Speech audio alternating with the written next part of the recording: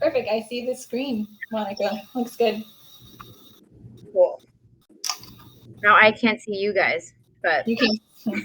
We're here. We assure you we're here. All right, keep me posted on how many people. We have 169 people registered for this event. So yeah, they can hear us, I believe. So we're already broadcasting. Yeah. Looks like we got a lot of people that we know on here and some people that I don't recognize. So hello, everyone. Very exciting to see you guys. Well, you can see us. We can't see you, but we know you're there. We'll just give it a minute or two just to allow some other people to join in. I know it's 12 p.m. on our East Coast, but I know it's still rather early over at the West Coast. So people are still getting their coffee. Thank you for hosting. You're welcome.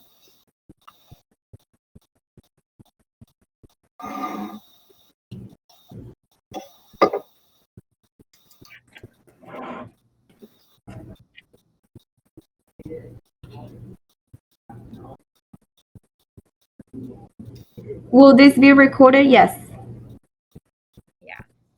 Actually, everyone, while everyone's signing in, there's 2 mechanisms to communicate in the room.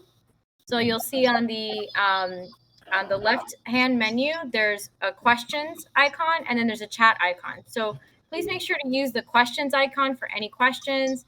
If you have any comments or stories, you can use the chat and engage with each other. Give us let's start by giving an intro, your name, your title, and company.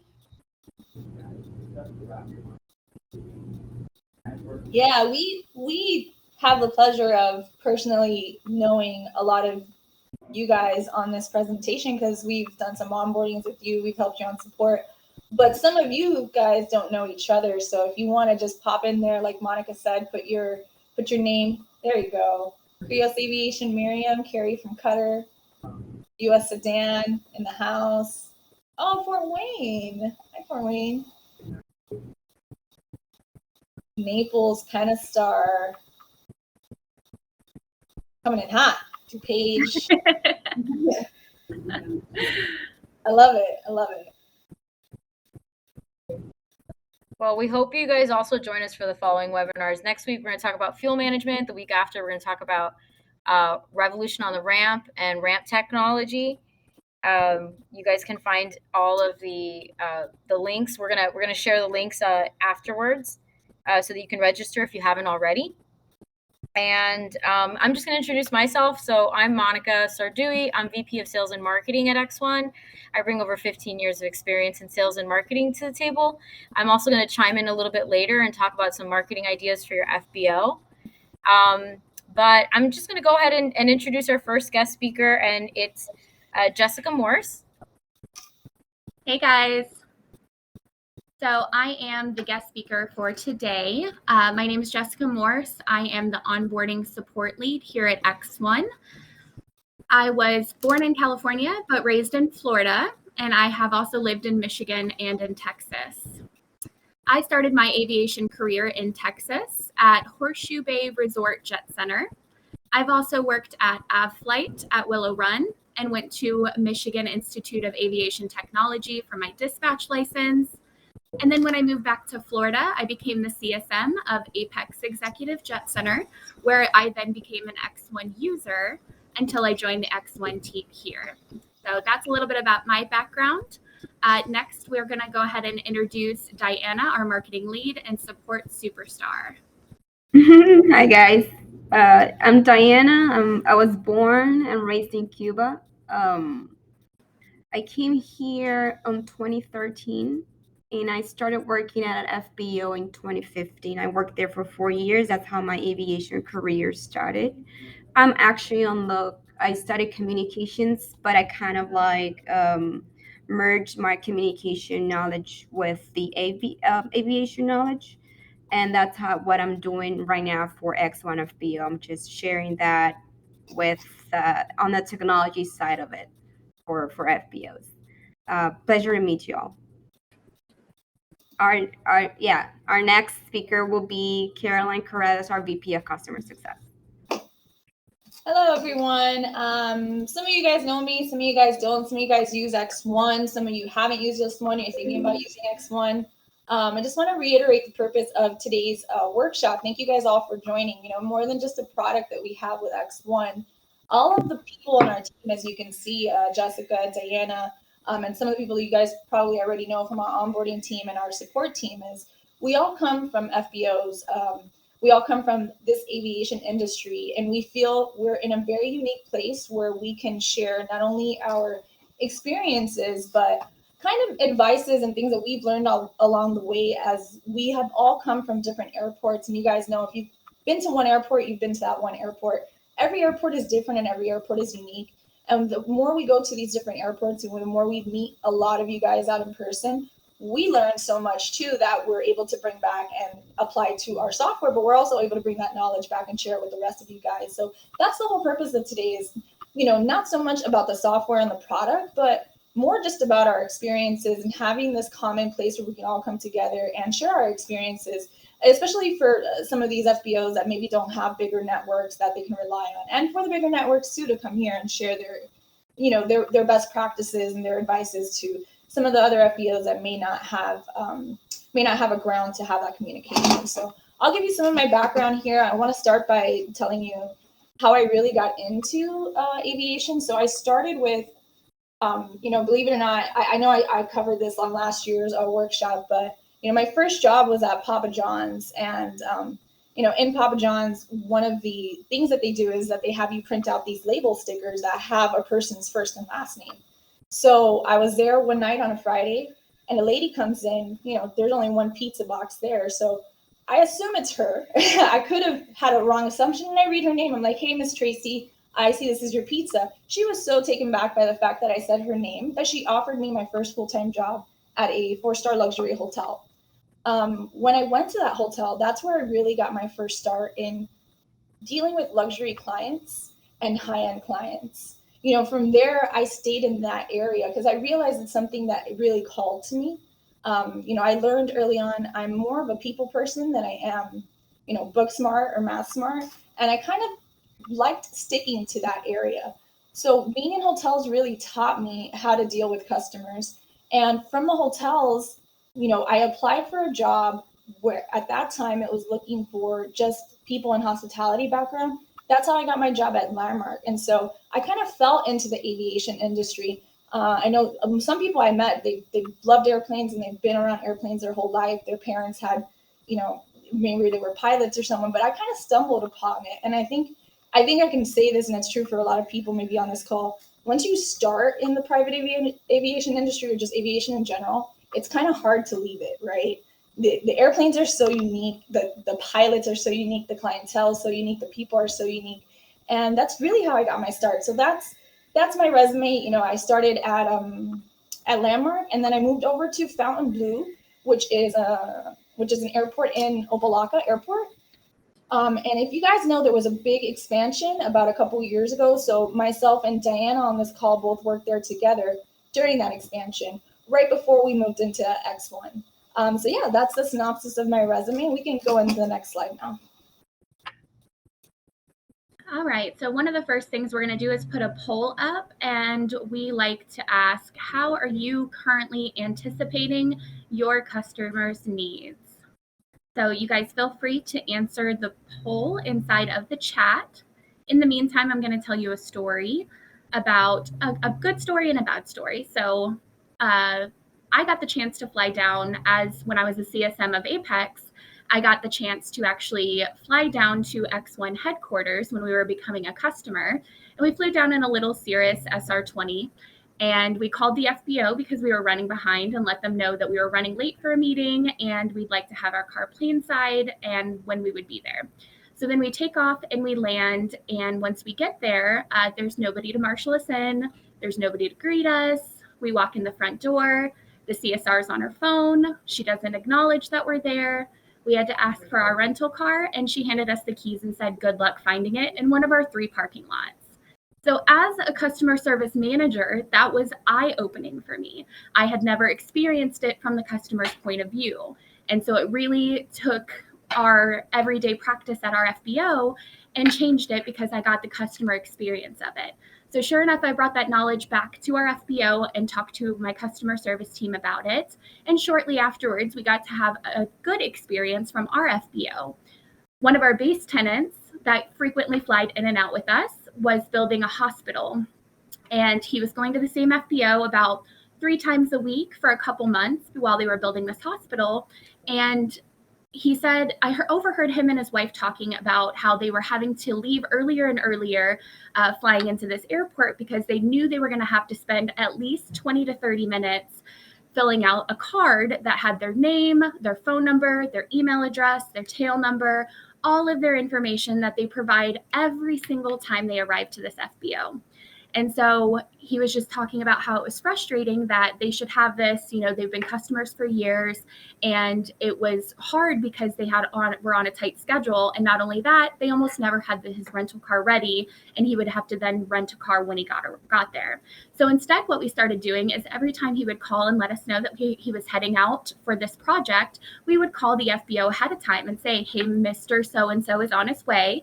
Can you please have his car ready and everything like that? And we were able to be proactive, and it helped with his experience going forward. So that's just a little bit of my experience, the good and the bad, on how to anticipate, be proactive, and just make it personal. I love that story, Jess. So you kind of got your start from like the operator side almost.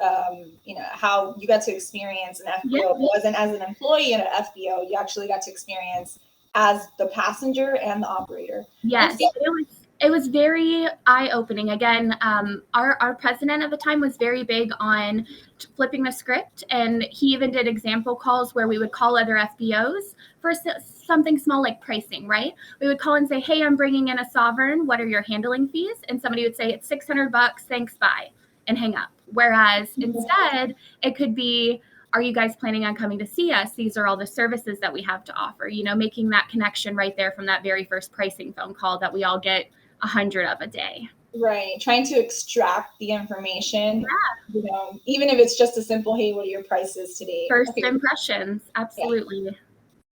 Yeah, these are my prices, but are you going to be coming in next week? What operator? Right. Can you pop in from the sky, because as an FBO, that's all we need is more airplanes to pop in that we weren't prepared or ready for, right? Mm-hmm. Of course.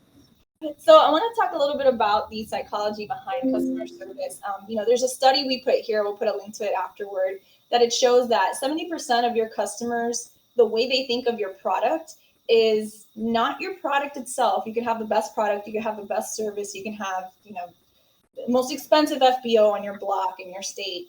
But that, as we all know, that pilot is going to remember, that passenger is going to remember the experience they had with Jessica at the front desk, the experience they had with Michael when, he was handling their luggage, the experience and the handoff to the driver. And so as fuel keeps getting more commoditized, keeps getting cheaper and cheaper, the only way to stand out now in this industry is it's a service driven industry. So speaking with that, how do you empower your employees to make these connections? Hiring correct from the beginning. Obviously, you want to be looking for employees that have that experience or are looking to be in that experience with customer service, that are focused on customer service, and motivating your employees to kind of be their own boss and make these decisions is very important. We see and we found, and I'm sure a lot of you on this call can relate, that the more that you empower your employees to make decisions on their own, the more they are going to feel like they have an impact in your organization. Are you giving your employees the power that they need to resolve issues at the desk, outside, as stuff arises? So we're going to put a quick poll up here on what we want to kind of understand from you guys. How are all of you empowering your employees to resolve conflicts at the FBO, whether it's outside, inside. They just had a service failure. We didn't show up with a field truck quick enough. We didn't realize they were coming. We're having to bring the rental car now. So it kind of looks like it's a last minute thing. How are you empowering your employees right now to resolve that on their own without having to go and get a manager?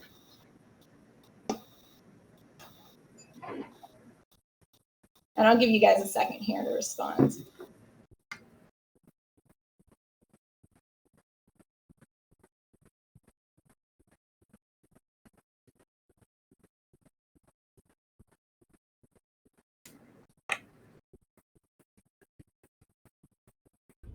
Actually, have a story also to share. Just happened the other day.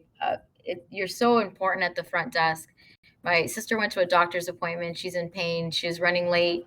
Gets to the front desk 5 minutes before the office has their last appointment. So when she gets to the front desk, the receptionist says, "Our last appointment's at 4:00." She goes, "I know, it's 3:55. They told me to run over here." She's like, the receptionist then responds, "I hate when they do this," and turns around.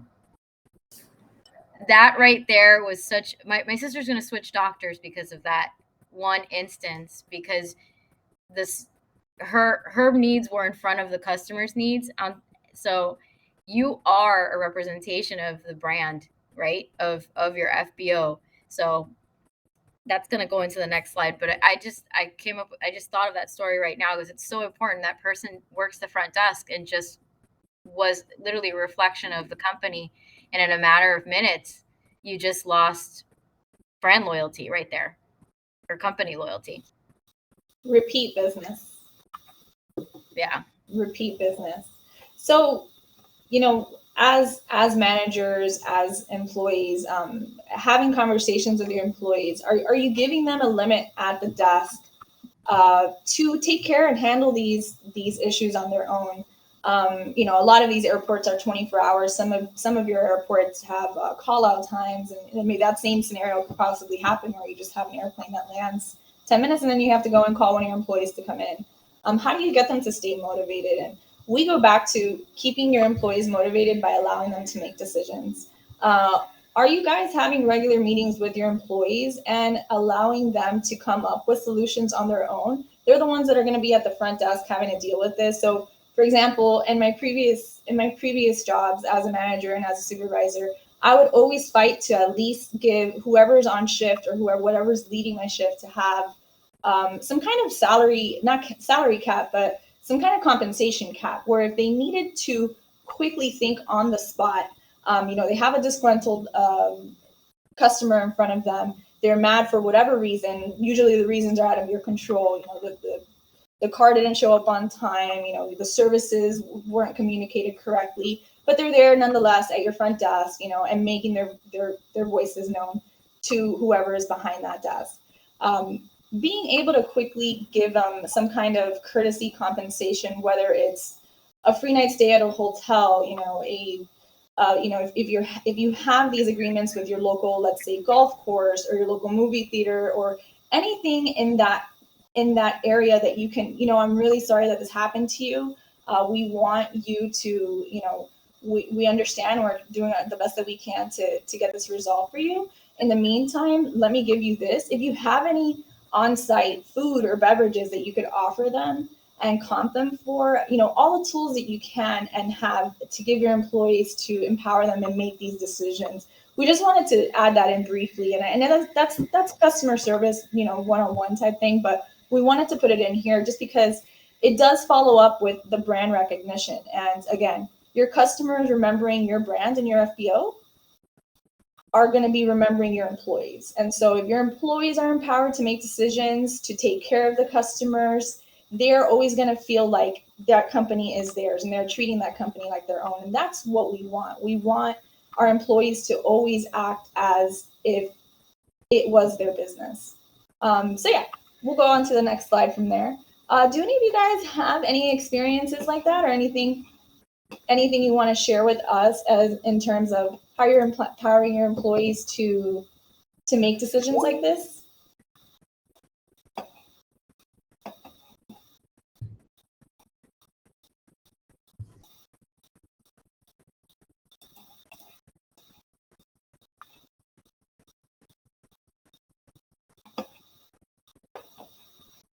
Okay, we can move on to the next slide.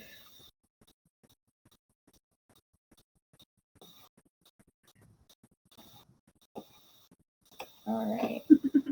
It would take too much typing, Nathan. Yep, they can give discounts needed up to a certain amount. Perfect. All right.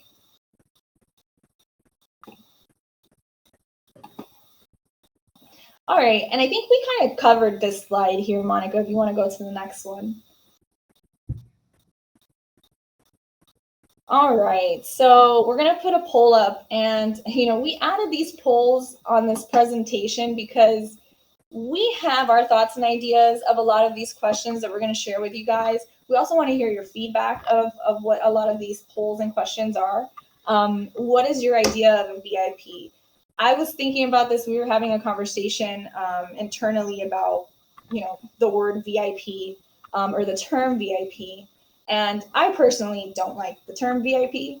It's definitely one of those things when you walk into a nightclub and there's a VIP section, you feel like you're not as important as those people because you're not part of the VIP section. So, but that goes to say that's obviously in a different kind of setting. At the FBO, who is the VIP? And I'll let Jessica take it from here. Everyone is your VIP, right? So Jessica is going to give a story here of stuff that she would do at Apex to make sure that everyone feels like a VIP. Yes. So as we were talking about this, that was my very first point, is that is true. Everyone is VIP. I know some FBOs may treat jets better than pistons and things like that, but you got to be really careful because those pistons, they're the ones that are leaving those comments on AirNav, and they're the ones that have the biggest voice in the aviation community. So you really do want to treat your base customers and high priority customers and all of that. Everyone is a VIP in the FBO world. My story is, again, going back to Apex, and I do have to shout out to Avfuel because they do a customer service training where a girl loses her bear and leaves it at the FBO, and the FBO does something really cool with it. Well, after years, almost every FBO that I've worked at was Avfuel branded. So I went through that training a lot, and I also worked for Avflight where they filmed a lot of the commercials and trainings. So I knew all the people that were in those.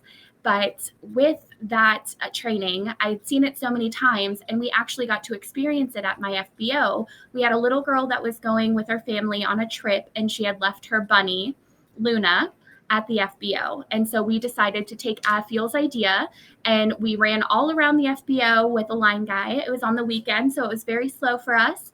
And we took the bunny on the golf cart, and we put it on the wing of an airplane and behind the tug and making cookies and answering phones. And we took all these pictures and put a little book together for her. That way, when they landed back at our FBO, we not only had the bunny for her ready to go, we had a book of all Bunny's fun adventures at Apex, and we had a bag of cookies ready for them. And they were just so stoked. And again, they were probably in like a Seneca or something small. It wasn't a huge Gulfstream client or anything like that. It's just showing that everything counts, and it's making the impression with the customer that matters.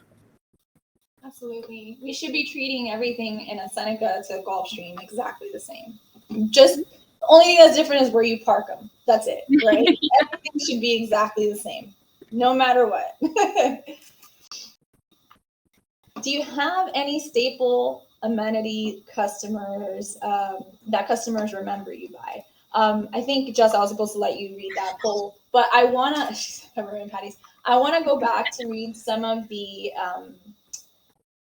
comments people put on here about how they allow their employees to solve or to do a problem solution. And looks like Caroline Nuss said, we host weekly FBO meetings with managers to discuss current issues and how to problem solve. I think, yeah, weekly meetings or any kind of meetings where you're touching base with your current employees to make sure that they're heard and make sure that issues are heard. You definitely don't want to hear about a service issue or service failure a week later when you have your weekly meeting.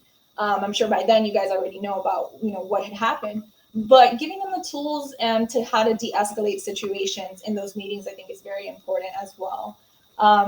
We have another gentleman here, Aaron Kropp. We try to train CSRs and LSAs to say, I can do and offer a solution instead of just saying no. Yeah, absolutely.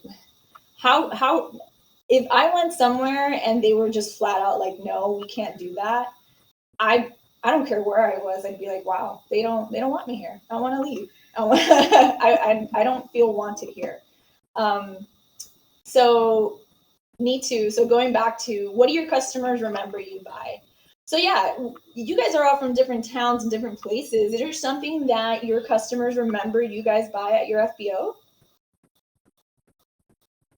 What are peppermint patties? Are those are those just like, what are peppermint patties? Are those just like candy? Mm-hmm.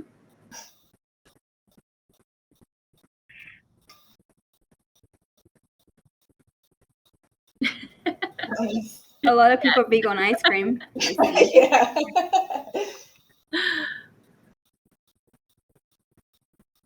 Fresh baked cookies. Pilots love cookies. I actually got, so. Oh, and Michael says. Sorry, go ahead, Diane. Michael says, we are the amenity. That's a good answer. That's awesome. The York peppermint patties. Oh, we'll bring them back. COVID's over. You can bring back the peppermint patties. I'm just kidding. COVID's not over. You can still bring back the peppermint patties. Brazilian cheese bread. Wow, that's definitely one I've never heard of. Where's that FBO? I don't know. I'm guessing Brazil. Fresh fruit. Maple cookies sound good. We have a FBO onboarding right now that's in Vermont, and they actually sell maple syrup. Yeah. That's. I'm just getting a kick out of reading everybody's responses. Watermelon water. That sounds great. We used to get a lot of that. It's like 100 degrees over here. That sounds delicious. Will's in Texas, and so I think he's got us beat. It's probably hotter in Texas right now than it is in Florida. You know, they said quesitos, which is a pastry that have cream cheese in it. Those are great. Brownies. Love it. My smile and personality. That's amazing. You know, can you guys hear me? Because I'm getting a lot of feedback now. I hear you. Okay. I can hear you, Dana. I hear you. You know, okay. The gentleman that said we are the amenity, that's true. You guys are the amenity. Your people are an amenity. Think about it. If you go somewhere regularly and you know that Jennifer is always working the window at, let's say, your favorite fast food place or whatever restaurant place, and then the day you go, Jennifer's not there, you know, someone else is there. If you didn't get that same treatment from that next person, you didn't get the amenity you went there for. People are amenities as well, too. So you got to think about it like that. I love that. So creating authenticity at your FBO, you know, I'll let Daiana talk about this and how we created some authenticity back to where we worked at in Miami and in Fontainebleau. But this is very important. Absolutely. Yeah, I really like that answer too, because for example, here in Miami and that FBO that we worked at, it was a sister property of a luxury hotel here in Miami Beach. So people will come, and if they were familiar with the hotel, they will kind of like recognize that brand as soon as they walked in to the FBO, because the theme is luxury as well. But beyond having a luxury theme kind of like facility, you can actually go and, for example, meet and greet your passengers and your crew plane side. Just get out of the front desk if you have coverage, of course. Get out of the front desk and just go ahead and meet them plane side. That's something that they would remember next time that they think of your facility. You can have a very luxurious facility, but if you don't have that kind of personable service, then you're more likely not, people are not going to remember you. You know, there's a lot of luxury FBOs or hotels around the world that they fly into, but not everybody goes, out of their way to meet and greet them plain sight, right? So that's something that it can make you unique in a way, without having to just spend money on making your facility look prettier. Yeah. But we also, since it's a Miami FBO, and this is something that you can take advantage of, it's your local experiences, the local experiences that you can offer to your current passengers when they come in. For example, Miami, it's very known for the Art Basel. It's a very well-known artistic event. A lot of international artists come here and do the exhibitions. So it kind of like the lobby turns into an art gallery as well. So it's kind of like a welcome to Miami. This is what's going on. But as soon as you put foot on the FBO, you can actually experience what's going on without having to maybe go to the design district to see those You feel like piece you're of part art. of the event. You feel like you're part of the event just by landing there without having to pay to go to Art Basel. Yeah, exactly. And I don't know if talking about authenticity, I don't know if Flying Tigers is here um, in the workshop, but that FBO, I don't know if you guys, anyone that has in the meeting, the attendees have seen it. Talking about authenticity, that FBO, I think, is just They take authenticity to the next level. very seriously. Yes, it's a full immersive experience, is what the president calls it. It's like a wild west experience in Chico, California. Well, because they have a whole what a way to take advantage of the culture. Yeah, the culture. Absolutely. One of the gentlemen from Santiago, Chile, said that they greet their customers with a glass of wine from their vineyards. That's impressive. I bet they love that. That's sold, right? I think it's important to remember, we're a US based company, and the majority of our FBO clients are here in the US, but we also have FBO clients outside of the US, in Australia, in what's the FBO that we have in Europe. But I think it's very important to remember that pilots come from a bunch of different countries, and everywhere outside of the US, they have a completely different business model. The traditional FBO in US, where you have the FBO facility, you have the lobby, you have the ramp, and that one company is taking care of everything. That is not the case when you fly overseas. Pilots coming from Europe or pilots coming from the islands or a different place, they are used to the slots business model, where the airport parks them and fuels them, but their experience is completely with handlers. And so, we consider ourselves handlers too, right, over here in the States. But I mean, these people's job description is exactly, it's almost identical to the job description that you would find at a hotel concierge. So if you go to a hotel and you go to the concierge desk, what is that person doing? Their full-time job is just to cater to you and your experience. And that is the treatment that a lot of our pilots and crew members are coming forward, especially in Miami, when they were coming from a lot of these different international countries, and then they get to the US, where that same organization that's fueling you is also the same people that you might see inside. And so we got to remember that there is that level of service already built outside of the US. And you want to make sure you carry that over here with them too, because you saying you're too busy because you got to go outside and run the bag of ice yourself, people in these other countries, they have dedicated handlers that are doing all of these different tasks. So I think that's very important to keep. And culture, talking about culture, we were talking about this the other day. Being from a big city is expected, right? We're from Miami. You guys you have people here from New York, people here from LA.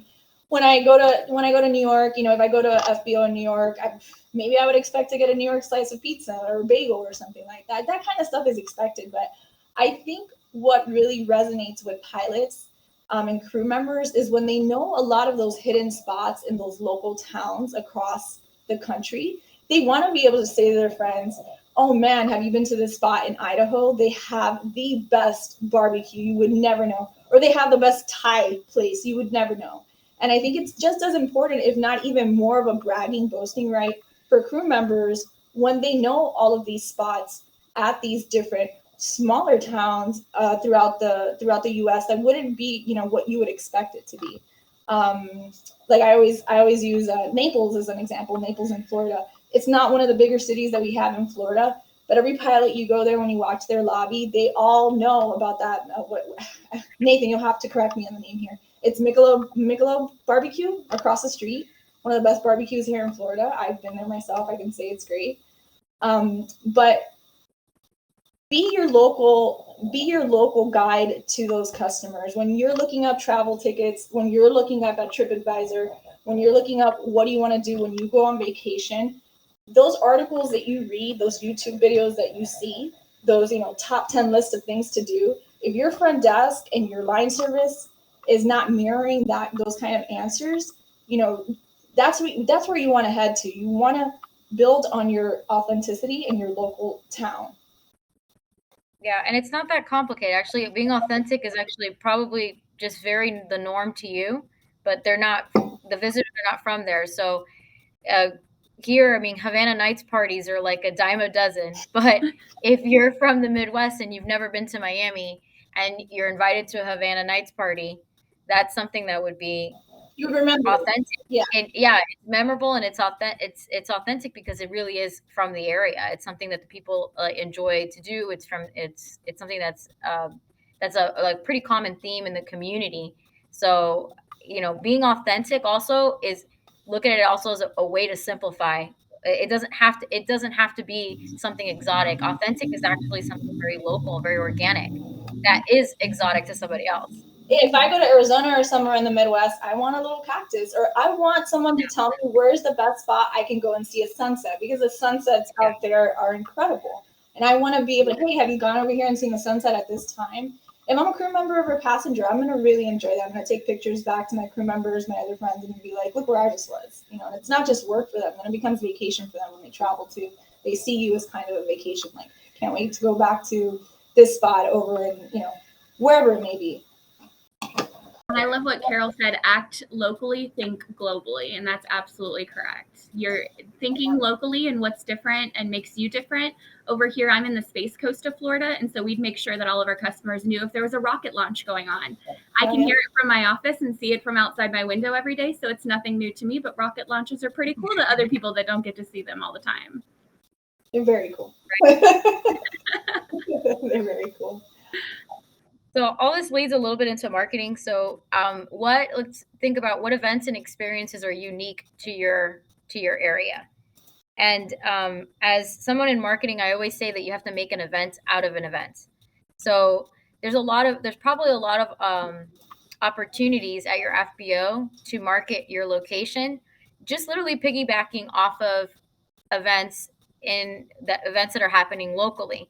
Give people a reason why they want to land at your location for a different experience. And I have a story. I have a story about that, actually.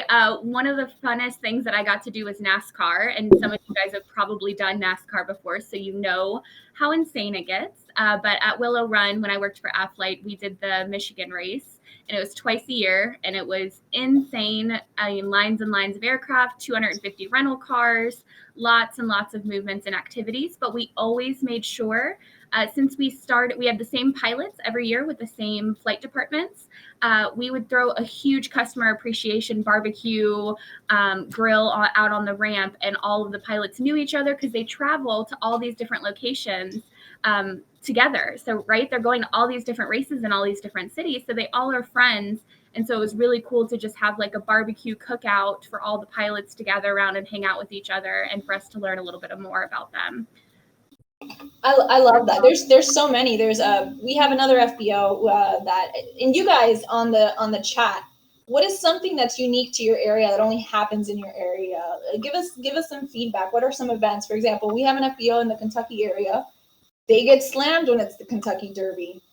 12 hours of Sebring. There we go. I think that's an amazing event. You know, in South Florida, we have the boat shows, like the art the famous Art Basel that happens every year.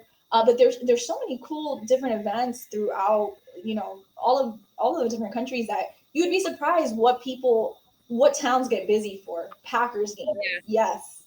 You're talking about aircraft specialists. They actually have a bourbon room. So you're somewhere in the Chicago area then. One of my favorite cities. Rodeo week is huge. Do you guys do anything in rodeo week? Do you hand out some like cowboy hats or something like that? National Western Stock Show. I love it. Basketball games, golf in Pinehurst. Yeah, I can only imagine like big sports across anywhere. I mean, for big events, cause a huge spike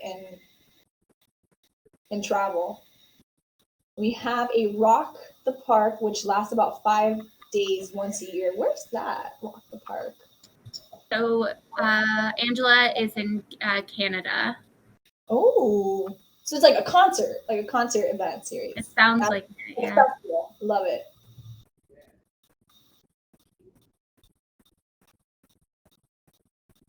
So with all of these events, right?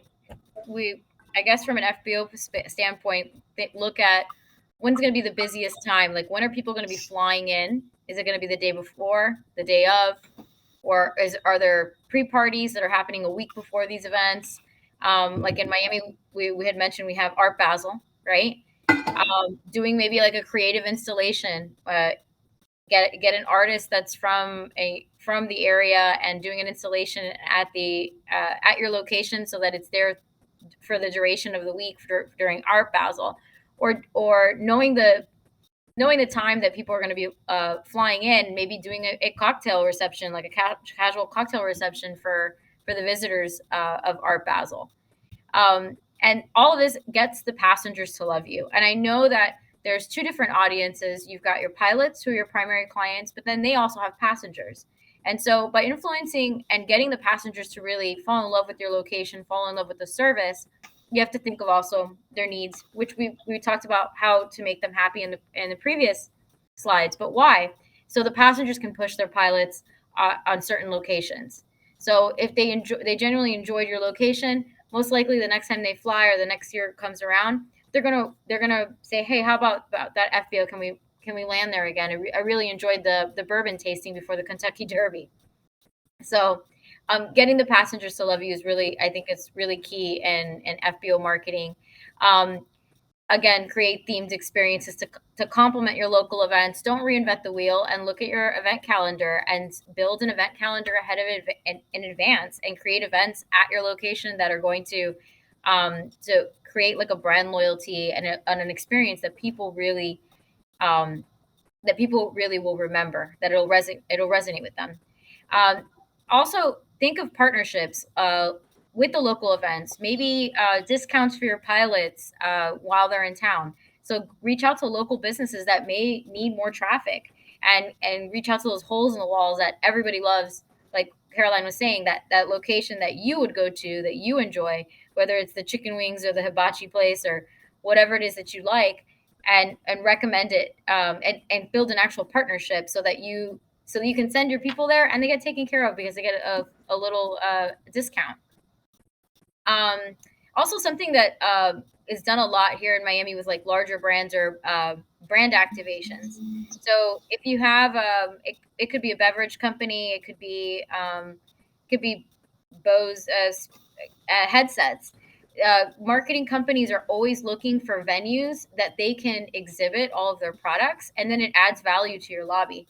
So if you have a brand activate, I've seen what's really common right now are like the vertical walls, the garden walls. So you've got like so you've got the wall gardens, and then you've got like a logo, beautifully designed in the middle, and then maybe some complimentary glasses.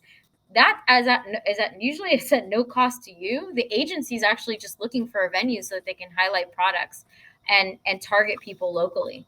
So if you're interested in marketing and customer service, by all means you can reach out to me if you have any questions. But there's ways to reach out to agencies and actually get these installations done at your location at no cost. So it's a beautiful experience. It helps market your location, and then the product is also happy because they have a venue in which they can reach audiences.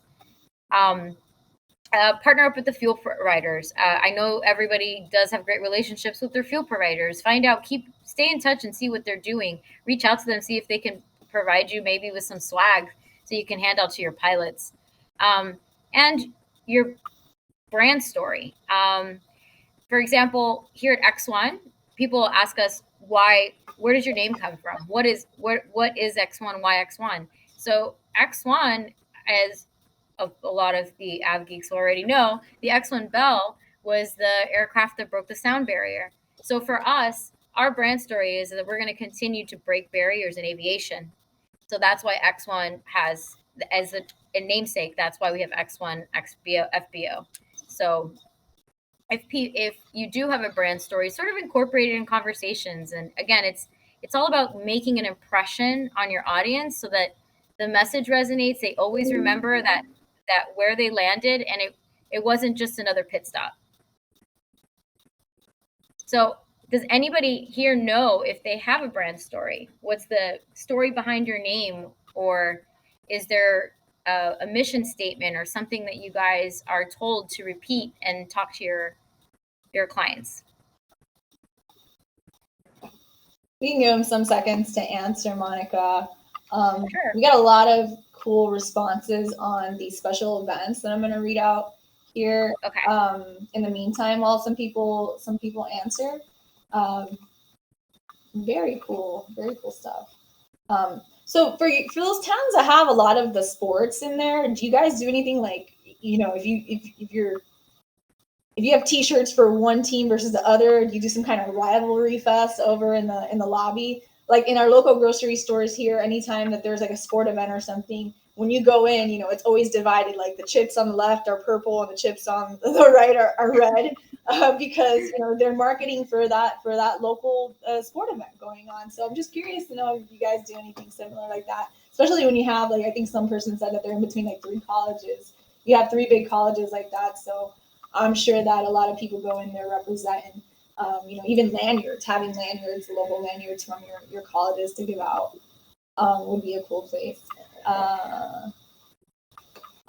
For our 3 local Indianapolis Motor Speedway is a great experience, especially during the month of May. Very cool. So, yeah, do you guys sell little cars at your desk? I don't know. I would love a little car.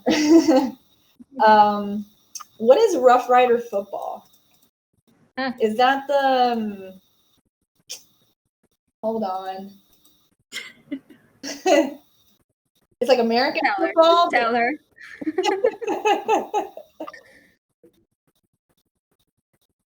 Wild fans. Oh yeah, I think you guys told me about that. The watermelon on their heads. That's so cool.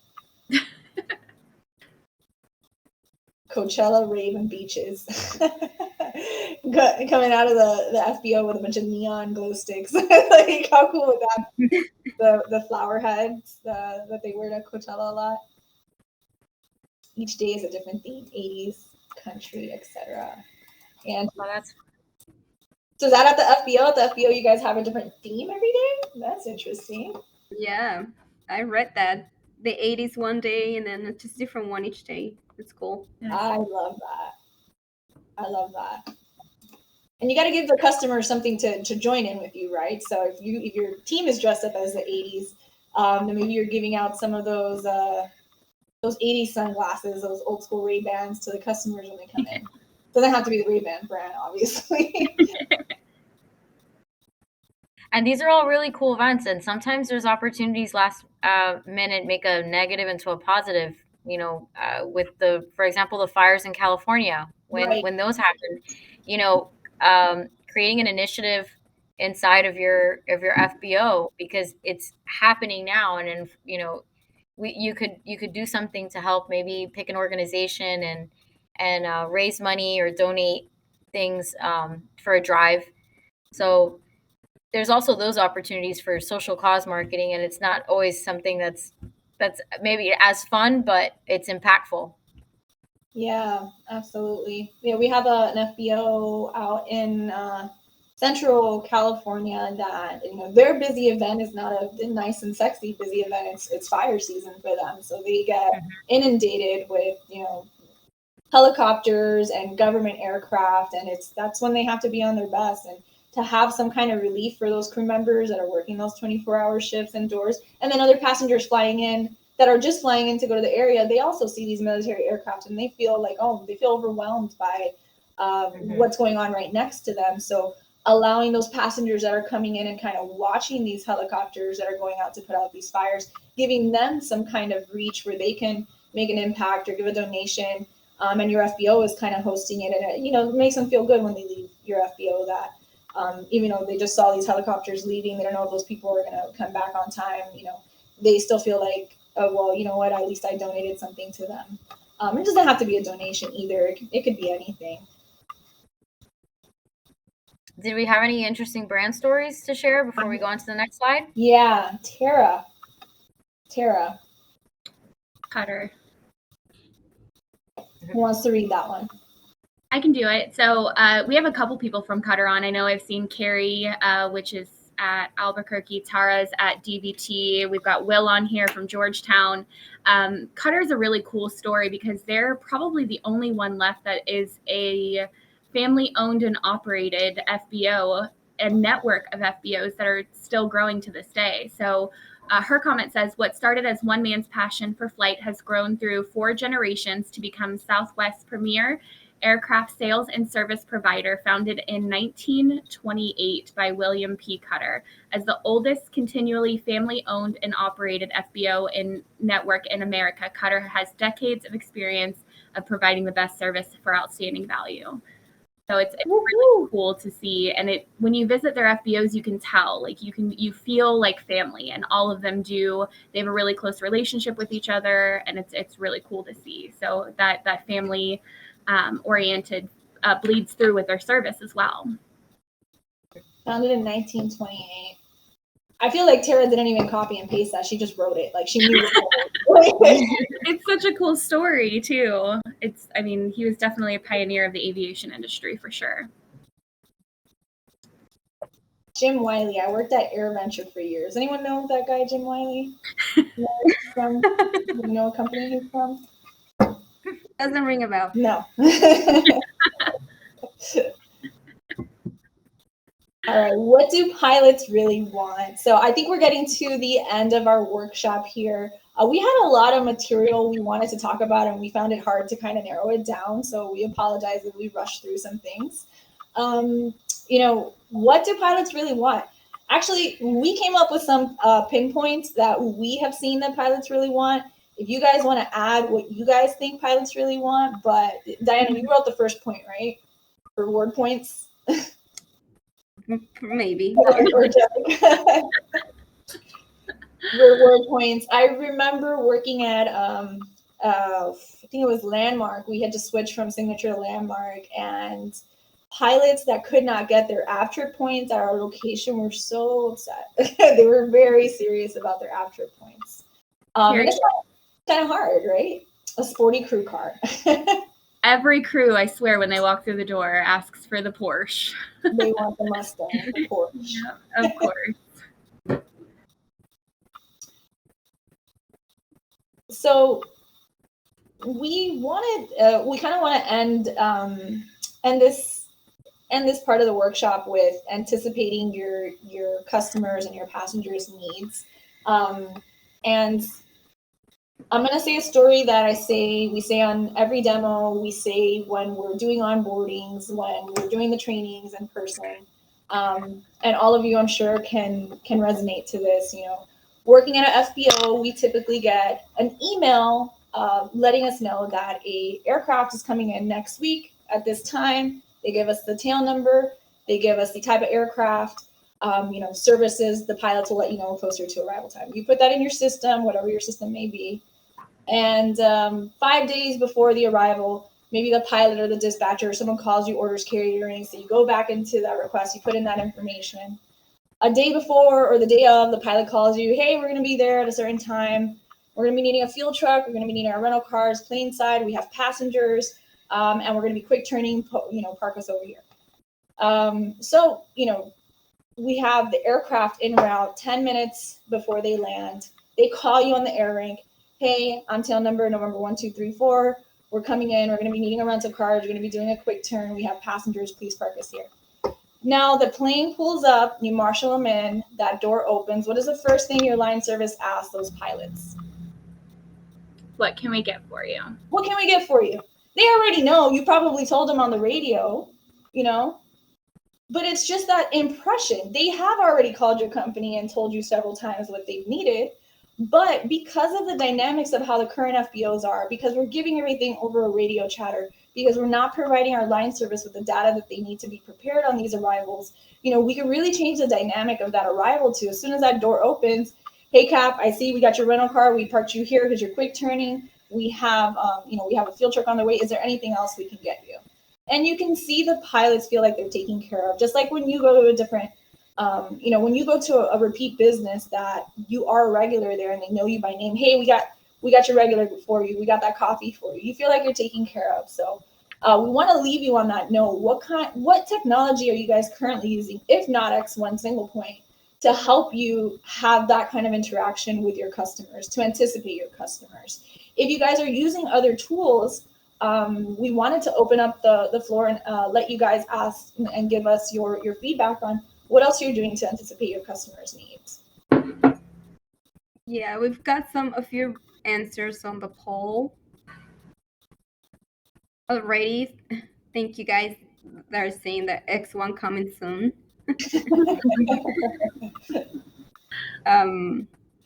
I'm gonna give you guys a little more time to answer if you were listening to what Karen was saying. Basically, and I don't know if you've had this experience, Jess and Caroline, but when we go to FBOs, sometimes some people are afraid of technology taking over people's jobs, for example. They're kind of like hesitant and afraid is technology is going to take over my position. I'm not going to be needed anymore. And this is something that we have seen not only in FBOs, like in general in the work market, I would say. But in terms of FBOs, I would say that technology does not necessarily mean that it will replace the employee. I think that, and we've have evidence showing that we've even created positions at FBOs when we offer our technology solutions, right? It allows them to shine in other aspects of your work. So if you before were tied to the desk because you were trying to do these manual entries or writing down everything, not giving you enough time to enhance the customer's experience, then let technology do that and focus on that experience and what you can do to shine and to become that rock star you should be. Right? I don't know if you agree with me, but in terms of, and in the hospitality industry, this happens a lot too. Like maybe you've been a guest at a hotel where you just self-checked in, self-checked out, and you just want to deal with the important stuff, and the customer experience with the desk, but not the simple and basic stuff that just technology can resolve for you. FBOs can also adapt technology into this context, and there are self-checking tools that you can use for like those third-party vendors checking in those drivers, those rental car drop-offs. No, you don't have to write it down if you have a tool that does that for you and hopefully integrates with the main system that you use. You can use those displays, those monitors in the lobby to display your fuel pricing, if you will. You can have, we were talking earlier about that person going out of the desk to meet and greet the plane. You can have a tool with you, a technology solution with you to just get those services plain side, those requests, and just send it over. And you are enhancing the customer experience because you save him one more stop at the front desk, and you already have those solutions and those requests on hand. And you can also do mobile surveys. Internal surveys at FBOs are really, really helpful in a sense that you know directly from your customers' feedback what areas you have for improvement, right? So you can use technology solutions for a lot of things that don't necessarily have to be Automating a person's big tech job. or heavy Yeah, tech. Yeah. right. Absolutely. Yep. The technology is only going to enhance creating that VIP experience for the location, so you can focus on people and not so much on finding data, or what did you do with that note, when that note that you took the other day on the phone. So I'm going to wrap it up. We are past our time, and I just wanted to thank everyone for joining us today. And I just wanted to showcase that we're so much more than a technology solution. Because of the experience that everybody brings to the table, we're able to bring some of the best automate some of the best workflows and UI UX experience for FBO employees. And if you're a client and you feel like you want to improve on some of your strategies and how you're utilizing X1, we do offer on-site training. Sometimes there's rotation, and you may get a new manager, and everybody needs to clean up on some of our tools. So we do offer on-site training, and if you're not with X1, we would love to book a private demo with you, and that's all of our information. And thanks for joining us, and always staying in tune with the smarter way to run your FBO. I have one last thing. If any of you guys are interested in being one of our guest speakers, we're going to try and do these quarterly. If you have any ideas and want to use our platform, maybe you and someone else at another FBO that you have, please let us know. We're open to definitely hosting this kind of platform on a recurrent basis and bringing in you guys to actually be some of the hosts and share some of your material that you want to reach a larger platform. So yeah, let us know. Thank you guys so much for joining. Nice to see everybody. And it's lunchtime for us on that end. So we hope you guys had your coffee and you have a great rest of your day for Wednesday for sure. Thanks, everyone. Thank you. Thank you. Bye. Bye. Yes, the call will be recorded and the recordings will go out. Bye-bye. They will. Mm-hmm. Yes, I know you have a hard stop. You're free to have. Thanks, guys. Bye. Bye. Bye.